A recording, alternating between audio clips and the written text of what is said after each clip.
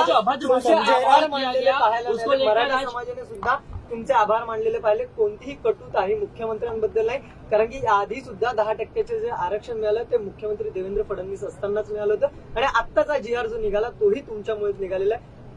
काय म्हणाल?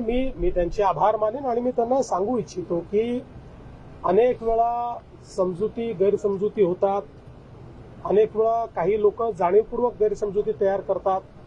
पण आम्ही जे काही राजकारण शिकलो त्या राजकारणामध्ये पथका अंतिम लक्ष्य नहीं है, सिंहासन चढ़ते जाना, सब समाज को लिए साथ में आगे है बढ़ते जाना, हे आमचं ब्रीद वाक्य आहे.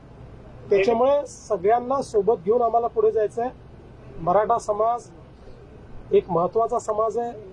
या महाराष्ट्राच्या जडणघडणीमध्ये एक मोठं कॉन्ट्रीब्युशन दिलेला हा समाज आहे.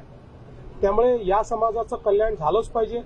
पण त्यासोबत आपल्या ज्या 18 पगड जाती आहेत, ज्यांनी स्वराज्यामध्ये छत्रपती शिवाजी महाराजांचे मावळे म्हणून त्या ठिकाणी काम केलेलं आहे, त्यांनीही बलिदान दिलेलं आहे.